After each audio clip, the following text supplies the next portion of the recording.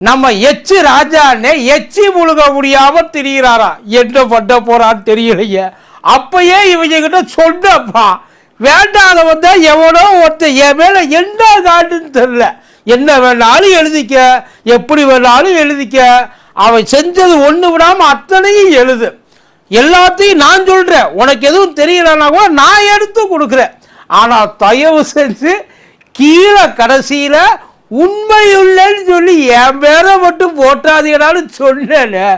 கொட்டை எழுத்துல அச்சுல பார்த்த மாதிரி அப்படியே என் பேர் இருக்கு, என்ன சொல்லி என்கிட்ட கையெழுத்து வாங்கினாங்கன்னு தான் தெரியல. ஆனா மேட்ரு உண்மையா இருந்தாலும் என் மூலியமாத்தான் இது வெளியில வரணுமா? இப்ப பாரு, சும்மாவே என்ன பண்ணுவாங்க தெரியாது. இப்ப இதை பார்த்தோன்னே கிறுக்கு உச்சத்துல ஏறி கிறுக்குன்னு நிக்குது. எப்போ பார்த்த உடனே பாய்வாடு நான் என்ன பண்ணுவேன் அப்படின்ட்டு அலறி அடிச்சுக்கிட்டு நைட்டோட நைட்டாவே காலி பண்ணிட்டுலாம் ஓடல. அதுக்கு மறுப்பு செய்தியை போட்டிருக்காரு, மக்களே நம்பாதீங்க. ஆனால் அதுக்கு இவங்க என்ன தெரியுமா சொல்கிறாங்க, லெட்டர் கூட உண்மையாக பொய்யா இருக்கிறதுக்கு வாய்ப்பு இருக்குது, ஆனால் இது உண்மையாக இருக்கிறதுக்கு வாய்ப்பே இல்லை, இதை எங்கள் எச் ராஜா அண்ணே போடவே இல்லை, எதை ட்வீட்டை, அது ட்வீட்டே போலி ட்வீட்டுன்ட்டாங்க. என்ன நடக்குது இப்போ? ஏன் அப்படின்னா ஒட்டு மொத்தமாக இப்போ அந்த இது மாநில அந்த தலைவர் இருக்கார்ல, அந்த பொறுப்புக்காக ஒரு பெரிய குரூப்பே இங்கிட்டு அங்கிட்டுமா அல்லாடிக்கிட்டு இருக்கான். அந்த குரூப்புக்கு மெயின் ஸ்விட்சே எங்கள் அண்ணன் தான்றாங்க. பார்த்துருவோமா?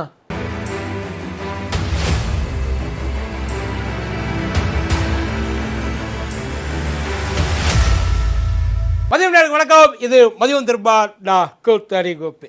அண்ணன் தான் எழுதும்போது ரொம்ப நல்லா இருந்துச்சு. ஒரு கடிதம் எழுதினேன், அதில் என் உயிரை அனுப்பினேன். இப்போ அந்த உசுறு தான் ரிவர்ட் ஆகி இங்கே அண்ணன் உசுரை எடுத்துக்கிட்டு இருக்கு. அதாவது அதில் என்ன மேட்ருன்னா, எல்லாருக்கும் தெரிஞ்சதைத்தான், ஊருக்கே தெரிஞ்ச மேட்ரை அவர் ஒரு தடவை ஒத்துக்கிட்டு எழுதியிருக்காப்புல, ஒப்பம் அப்படின்னு போட்டு இன்சியலோட கையெழுத்த போட்டிருக்காரு அண்ணன். அதாவது இருக்கிற பிஸ்னஸ் மேனு அவங்க இவங்கள அத்தனை பேரையும் மிரட்டி காசு வாங்கினாரு, அது உண்மை.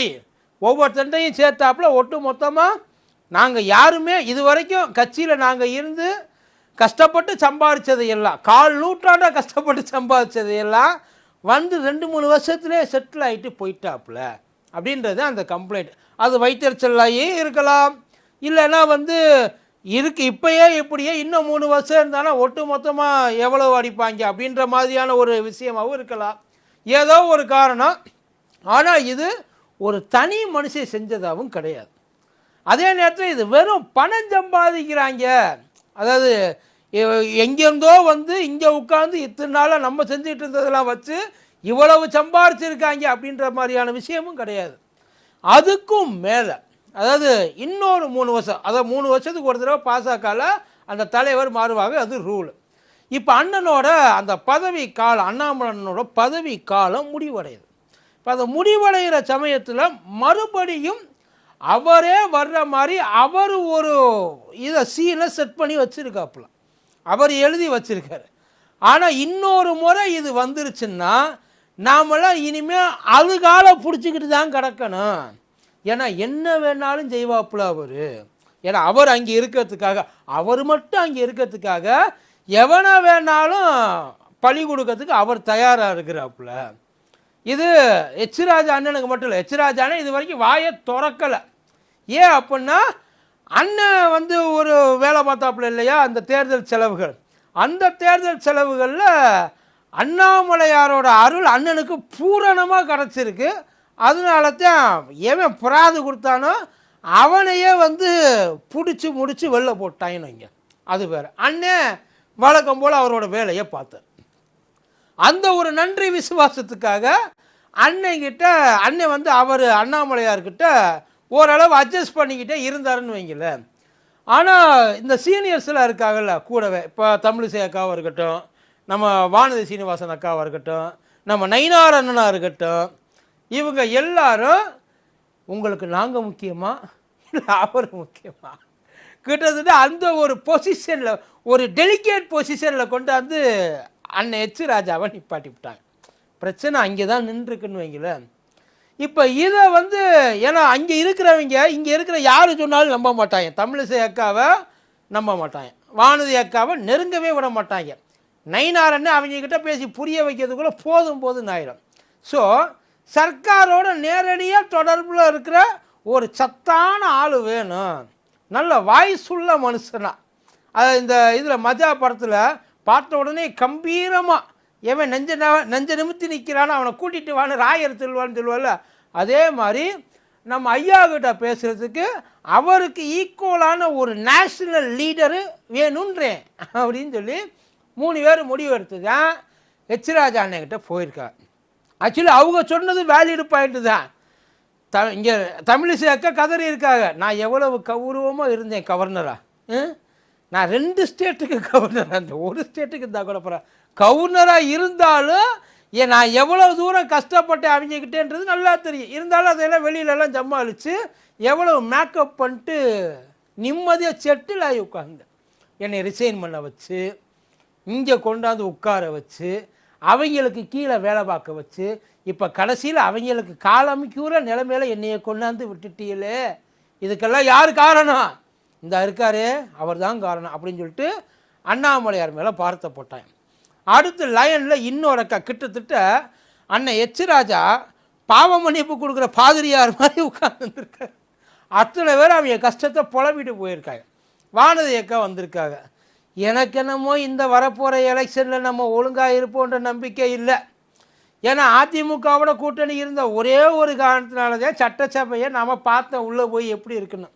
இனிமேல் அப்படி ஒரு வாய்ப்பு நமக்கு கிடைக்குமான்றதே தெரிய மாட்டேங்குது, தெரியலை. முழுக்க அதை எப்படி ஒழிச்சுடணுமோ அப்படி ஒழிச்சு விட்டு ஒன்றுமே இல்லாமல் ஆக்கி விட்டாங்க. நானும் வேலுமணி அண்ணனும் எப்படியெல்லாம் இருந்தோம். போகிறப்ப கூட ஐயா சொல்லிட்டு போனார், நம்ம கவர்னரு அங்கே இருக்கார்ல, அந்த கவர்னர் சொல்லிட்டு போனாப்பிலே, பத்திரமா பார்த்துக்கம்மா, நீ வந்து அண்ணன் கூட எப்படி இருக்கியோ அப்படியே கடைசி வரைக்கும் இருக்கணும், அதுதான் உனக்கு நல்லதுன்னு சொல்லிட்டு போனாப்பிள்ளைய. இப்படி எல்லா உறவையும் அறுத்து விட்டு கடைசியில் என்னை தெற்கோடியில் நிப்பாட்டிட்டாப்புல. ஏன்னா அவர் வந்துட்டு போனால் அவருக்கு பணிவிடை செய்கிறதுக்காக நம்மளை இங்கே வச்சுருக்காப்புல. பக்கத்தில் நின்று தொடச்சி விடுறதுக்கும் கர்ச்சிப் எடுத்து இந்த மாப்பிள்ளைக்கு டச்சப் இருப்பாங்கல்ல, அந்த மாதிரி ஆகிட்டேன் சார் அப்படின்னு அக்கா. இது எல்லாத்தையும் விட நயினார் அண்ணன் ரொம்ப டேஞ்சர். யோ கஷ்டப்பட்டு எவனை காசு கொடுத்தாலும் பரவாயில்லையா, ஏன் சொந்த காசை எடுத்துகிட்டு வந்ததுக்கு என் கூடவே நின்று கோர்த்து விட்டான் பற்றி ஒருத்தன் ஸ்டேஷனில். அது எப்படியா கரெக்டாக ஸ்டேஷனில் போயிட்டு அந்த சீட்டில் போயிட்டு நின்று கேட்டிருக்காங்க நீ தானேன்ட்டு, அவ்வளவு துல்லியமாக வேற எவன் சொல்ல முடியும்? அப்படி என் மேலே என்ன, நான் எம்பியாக டெல்லிக்கு போகிறதுல இவருக்கு என்னையா காட்டு? ஏதோ இவர் கொள்ளையடித்த காசுலேருந்து நான் பங்கு கேட்ட மாதிரியும் இவரை மீறி நான் டெல்லிக்கு போகிற மாதிரியும், அப்போனா என்னை அனுப்புறதுக்கே இந்த ஆளுக்கு பயமாக இருக்கே. இங்கேருந்து எப்படி 2-3 எம்பியை டெல்லிக்கு அனுப்புவாப்புல, அனுப்பிட்டு அவர் மரியாதை குறைஞ்சி போயிடும்ல. அவர் எம்பி ஆகலைன்னா வேறு எவனுமே எம்பி ஆகக்கூடாது, அவர் எம்எல்ஏ ஆகலைன்னா வேறு எவனுமே எம்எல்ஏ ஆகக்கூடாது. அப்படியே ஆகிறதுக்கு இங்கே ஒன்றும் வழி இல்லைன்னு வைங்கள. இருந்தாலும் அவங்களோட கவலை எங்கே இருந்தாலும் நான் தான் மாநிலத்துக்கு நான் தான் தலைவராக இருக்கணும், சட்டமன்றத்துக்கு உள்ளே போனாலும் அங்கேயும் உங்களுக்கு நான் தான் தலைவனாக இருக்கணும், ஒருவேளை பாராளுமன்றத்துக்கு போனால் அங்கேயும் உங்களுக்கு நான் தான் தலைவனாக இருக்கணும், எல்லா இடத்தையும் அவனே இருக்கணும்னு நினைக்கிறானே. கடைசியில் இப்போ நம்ம நிலைமை எப்படி பார்த்தீங்களா? இது 3 வருஷம் இன்னும் கொஞ்சம் ஆயிடுச்சு, அதுக்கப்புறம் நம்மளால் ஒன்றுமே பண்ண முடியாது அப்படின்னு போயிட்டு அண்ணன் ராசா கிட்ட ஒளரன்றதை விட அது கதற. ராசா அண்ணே கொஞ்சம் எமோஷ்னல் ஆகிட்டாப்புல போல். எமோஷ்னல் ஆமாப்பா, அவருக்கு இப்போ இந்த சொல்வாங்கல்ல, இப்போ வந்தவனுக்காக எங்களை தள்ளி வைக்க பார்க்குறியா, அவன் முக்கியமாக நான் முக்கியமாக நிறைய கேட்டிருப்பா. உணர்ச்சி இந்த சாட்டையில் அடிக்கிற மாதிரி இருக்கு. ஐயோ ஐயோ ஐயோ அந்த மாதிரி அண்ணன் ஆகி கடைசியில் ஒரு மனசாக கொண்டு போய் போட்டுலான்னு சொல்லி கடைசியில் அந்த கையெழுத்தை போடாதீங்களான்னு கிளம்பி போயிட்டாப்புல. போட்டு அடிச்சிட்டாங்க. ஆனால் அதுக்கப்புறம் பதறி அடிச்சுட்டு மறுபடியும் நான் இல்லை கொடுக்குறாப்புல, வாக்குமூலம் கொடுக்குறாப்புல. தம்பி நம்பாதீங்க, நான் அப்படி செய்வேடா, நீங்கள் எங்களுக்கு எவ்வளவு செஞ்சுருக்கீங்க. ஆனால் அவர் இப்போ வேறு மைண்ட் செட்டுக்கு போயிட்டாப்புல. இனிமேல் எவனையும் நம்பக்கூடாது. அவர் வந்துருச்சுல்ல, இப்படி ஒரு விஷயம் வந்துருச்சுல்ல. அடிக்கடி வெளியில் சொல்லுவாப்புல, ஊழல் இது வரைக்கும் அப்போன்னா என்னென்னு எனக்கு தெரியாது, நான் செஞ்சதே கிடையாது, அது எப்படி இருக்கும்னு நான் பார்த்ததும் கிடையாது. அதை கொண்டாந்து போட்டாங்க எல்லாத்தையும். இப்போ அது அத்தனையும் கொண்டாந்துட்டு இப்போ 20ஆம் தேதி அந்த எலெக்ஷன் வந்துடும். 21ஆம் தேதி மோஸ்ட்லி அறிவிச்சிருவாங்க இவர் தான் அடுத்த தலைவர். நயினார் அண்ணனுக்கு வர்றதுக்கான வாய்ப்புகள், ஆனால் மேலேருந்து என்னத்தை பண்ணுறாங்கன்றது தெரியல. ஏன்னா அவங்களுக்கு ஒரு ஒப்பீனியன் இருக்கலாம் இவர் வந்ததுக்கப்புறம் தான். ஆனால் அது உண்மையும் கூட. தப்போ சரியோ, நமக்கு ஏற்றமோ இறக்கமோ, நம்ம செய்கிறோமோ இல்லையோ, ஆனால் நாம் ஒரு ஆளாக இருக்கிறோம் தமிழ்நாட்டில். அந்த இது வந்து தெரியுது, அதாவது நம்ம ஒரு கட்சின்றது தெரியுது அப்படின்னா அது இவர் பண்ணுறதுனால தான் அப்படின்னு அவங்க நம்புகிறாங்க. அதில் உண்மையும் கொஞ்சம் இருக்குது. கிறுக்குத்தனம் பண்ணாலும் நம்மளை ஒரு சோக்கராவது பார்க்குறாங்களே தமிழ்நாட்டில் அப்படின்னு சொல்லிட்டு அந்த ஒரு ஐடென்டிட்டி இருக்குது. அந்த ஐடென்டிட்டியை மெயின்டைன் பண்ணுவோமா, இல்லை இது இருக்கிறதுனால நமக்கு இடையில அதான் அந்த இணைப்புன்றது சாத்தியப்படாமல் இருக்குது.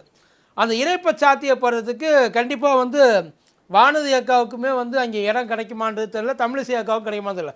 மேபி நயினார் நாகேந்திரன் அதுதான் மாஸ்டர் மைண்டாக இப்போதைக்கு இருக்கும். இடையில இப்போ கூட திருநெல்வேலியில் போயிட்டு பார்த்துட்டுலாம் அண்ணனை பார்த்துட்டு வந்தால் நேரடியாக கேட்டால் வந்து எங்களோட இல்ல விழாவிற்காக நாங்கள் வந்து அழைக்க வந்தோம்னாங்க. அது இல்ல விழாவா இல்லை அதுக்கு உள்ள விழாவான்றது நமக்கு தெரியாது அங்கே. பட் ஆனால் தெரிஞ்சவங்களாம் சொல்கிறாங்க இதை பேசுறதுக்காக தம்பி இவ்வளோ தூரம் போயிருப்பாங்க. அதெல்லாம் நிறையா உள்ளுக்குள்ளே நடந்திருக்கோம். இந்த சைட்லேருந்து ஒரு சப்போர்ட் வரும், இந்த சைட்லேருந்து ஒரு சப்போர்ட் வரும். தமிழ்நாட்டில் ஒரு நல்ல பாலிட்டிக்ஸ், அதாவது ஒரு ஸ்ட்ராங்கான ஃபவுண்டேஷனை மறுபடியும் இதுக்கு முன்னாடி இருந்த மாதிரி நம்ம போடணும். அதிமுக கூட ஒரு இணைப்பு இருக்கணும்னா கண்டிப்பாக அதுக்கு நயினார் தான் சரியான ஆள் அப்படின்னு சொல்லிட்டு அதையும் கிளப்பி விட்றாங்க. ஆனால் எது என்ன நடக்கும், எப்போ எப்படி வரும், எந்த பக்கம் திரும்பும், கிஷன் ரெட்டி இப்போ கிட்டத்தட்ட அந்த இந்த நம்ம இவர் வடிவேலு கலை மேகலை அந்த மாதிரி கையில் மாலையை வச்சுக்கிட்டு நிற்கிறாப்புல. மனுஷன் யார் கழுத்தில் போடப்படாப்புல அப்படின்றது தெரில. அது மாப்பிள்ளை மாலையாகவும் இருக்கலாம், இல்லை கடாவற்றுக்கு போகிற மாலையாகவும் இருக்கலாம். பட் ரெண்டில் எது வேணாலும் இருக்கலாம். அது விழுகிற ஆளை பொறுத்து, மாலை ஒன்று தான், யார் கழுத்தில் விழுகிறதுன்றதை பொறுத்து மேற்கொண்டு இருக்கும். பட் இருந்தாலும் ஒரு பெரிய கேள்வி மேலே இருக்கிறவங்கள்ட்ட இருக்குது. இந்த அளவுக்கு ஒரு ஃபோர்ஸாக டெய்லி ஏதோ ஒன்று பைத்தியக்கார மாதிரி பேசினாலும் பப்ளிசிட்டி நல்லா பண்ணி விட்டாப்புல, இன்னமும் அதை ஹோல்டு பண்ணி வச்சுருக்காப்புல. இந்த அளவுக்கு இந்த பைத்தியத்தை மிஞ்சுற அளவுக்கு உங்கள்கிட்ட வேறு யாருக்காவது திறமை இருக்கா அப்படின்ற மாதிரி தான் அந்த கேள்வி நிற்கிது.